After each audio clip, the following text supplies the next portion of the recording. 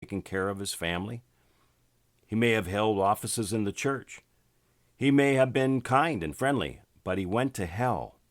He put other things before God. Now, it's not wrong to own property or to be financially blessed. Abraham was a wealthy man. Job had plenty of property. Jacob was one of the richest men. Isaac had plenty of possessions, and God does not want us to be poor. He wants us to prosper and be in health, even as our soul prospers. He does not want us to borrow. Rather, he wants us to lend. God will give us all he can trust us with. He can trust some of us with $30,000, and some can't be trusted with $30. They will spend it for the devil or have a big birthday party and miss church or spend God's money for a cell phone or a new 4K television set that will keep them away from prayer meetings. The Bible specifically says, "Lay not up treasures for yourselves." We should spend money for the glory of God and not for ourselves. In heart, some folk are rich when they don't have but 30 cents, or when they owe for their car and everything they have. Their heart is lifted up with pride. They will let $10 come between them and God. May God take away everything from you which hinders you from serving him. If God blesses some folk with cattle, they will take up their time with those cattle instead of giving God time in prayer or in study of the Word. Perhaps you live in Texas.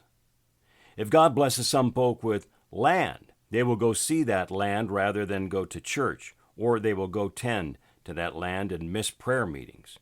If he blesses some man with a car, he will take his wife to her kinfolks and miss next week's prayer meeting. Then that same man will say, "I'm not a wicked sinner." You don't need to be a wicked sinner.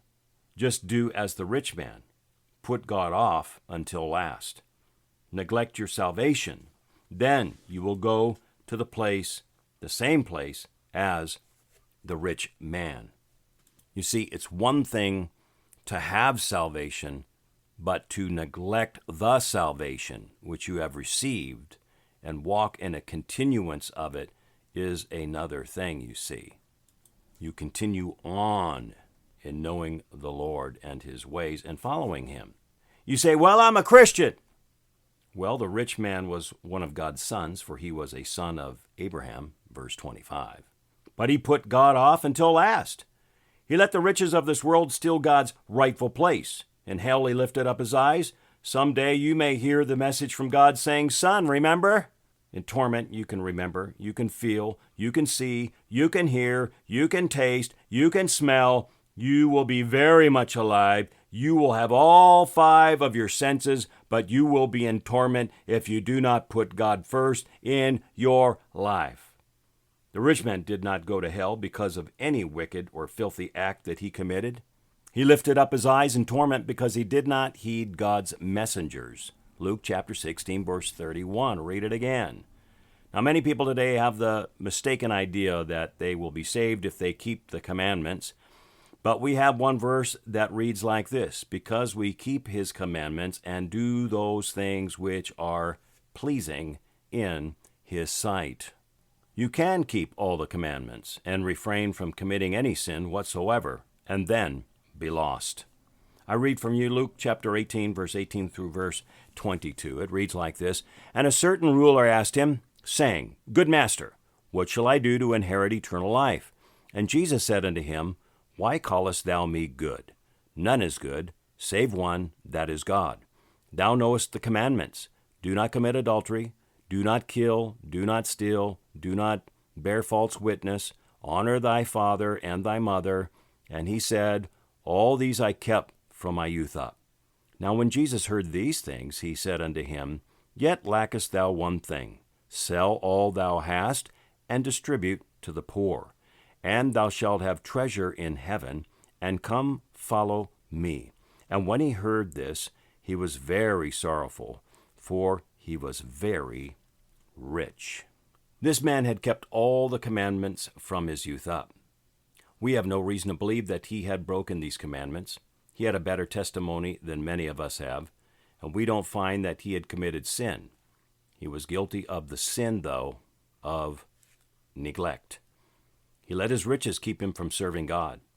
If he had given away everything he had, as Jesus ordered him to do, then God would have given him that much back again. He could have given that into God's work, and God would have given him more with the blessings of God on it. Like it was, he kept what he had with the curse of God on it, and he did not believe that it is impossible to give to God unless you get more back again, as it's stated in Luke chapter 6, verse 38. Give, and it shall be given back unto you. Good measure, pressed down, and shaken together, and running over, shall men give into your bosom. For with the same measure that you mete withal, it shall be measured to you. Again, do we really believe the word of the living God? So he kept his riches and was eternally lost as far as we know. And Jesus saw the back of his head as he turned away sorrowfully. We see the back of many more people's heads who are not 1% as rich as that young ruler. People today turn away sorrowfully when the Lord asks them to give $10. They don't seem to believe that Jesus will keep his word and give it back again to them. We can't criticize that young man too much. He let a few $1,000s keep him out of heaven. Many people today let a few dollars keep them from obeying God. They are lost, not because they murmur and criticize the preacher, but it is because they hold to that cash, that penny, maybe even, until it becomes a curse to them. Many people today who do not have money are so busy trying to make money, they don't take time to pray or go to God's house. They are waiting until they get out of debt and get something ahead. They will not put the Lord first. They are busy worrying, working, trying to meet their payments on their possessions, that they are really too busy to go to the house of God and hear the word of God and maybe find God speaking through their pastor and giving them the answer. Or maybe through God's people comes the answer or the solution to the situation or problem. What are they guilty of? The same thing as the rich young ruler was. They let their financial condition keep them from putting God and his house first in their lives.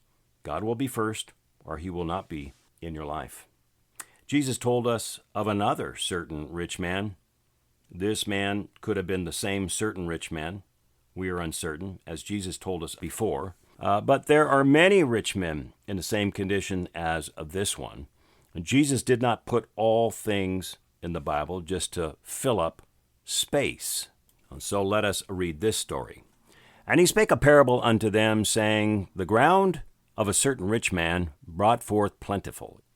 And he thought within himself, saying, What shall I do, because I have no room where to bestow my fruits? And he said, This will I do. I will pull down my barns and build greater, and there will I bestow all my fruits and my goods, and will say unto my soul, Soul, thou hast much goods laid up for many years. Take thine ease. Eat, drink, and be merry. But God said unto him, Thou fool, this night thy soul shall be required of thee. Then who shall these things be, which thou hast provided? So is he that layeth up treasures unto himself, and is not rich toward God. Luke chapter 12, verse 16 through verse 21. Now, this was a good man, it seems to appear. He made a good living for his wife and family, and that beats what many men do today. I don't think this man went out to the tavern or ran off to the nearest sports bar. He seems more like a businessman, maybe a collector of things. Seems to be a good husband. He must have been a good father to his children. But he put God off until last, and death came a little sooner than he expected. Perhaps he intended to get right at some time. Well, let us suppose that it happened today in this way. Let's have a little drama. It's 8 o'clock, and this man comes home from his office. He's had a very busy day. He's feeling well, for he has great things planned. He has just given a contract to a man to have a new building built. He comes in, kisses his wife, and says, "Honey, you and the children go on to church. I know that you will be a little late, but I'm too tired to go tonight." They all understand. I see his wife and children as they get into the family car. They have the servant drive them to the church, and the man sits down at home in an easy chair. He leans back, the cell phone rings. Reclining in the easy chair, he gives his head man instructions to keep all his men busy the next day. Watch him as he reads the paper with interest. He eats a good meal which his maids have cooked for him. He flips on the television. He listens to the news, about the market and how the stocks are doing. And he sees the politicians planning great things on television. And then he decides to retire before his wife comes in from church. He's feeling fine. He's thinking about how much he has made. He is planning on retiring as soon as he gets his building finished. That will be in the fall. Then he intends to travel for a while with his wife and children. Then he will return home and be faithful to his church the rest of his life. His children will all soon be through college. They will all have a good start in life. And what is this? His heart skips. There's a sharp pain and a pressure upon his chest. "I've been too busy today. I must slow down," he thinks to himself. "I will call my physician again. He's helped me over this before. He can do it again, for I pay him well. I should make that call." And his pain continues on. See his wife as she comes in and finds her husband almost unconscious.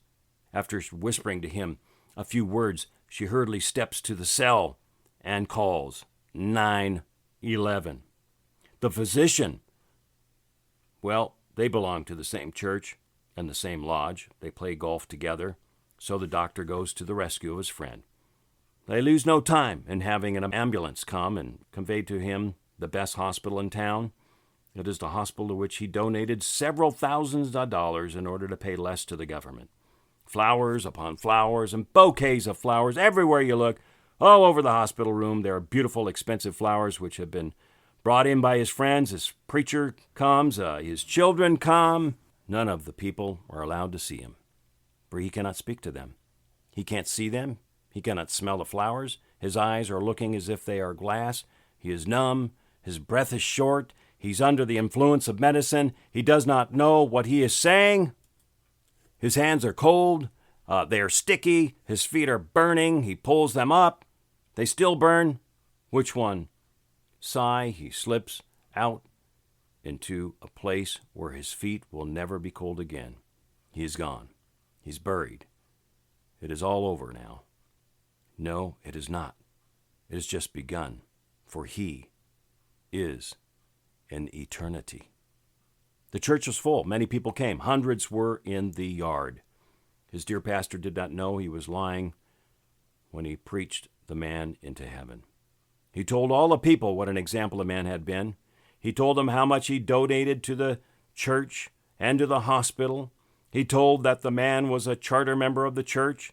His dear wife was comforted, but the poor rich man is yet burning in an eternal torment. Why? Was he a wicked sinner? Did he gamble? No, he did not commit one sin that we know, but he that knoweth to do good and doeth it not, to him it is sin. If any man sin, his name will be blotted out of God's book. Exodus chapter 32.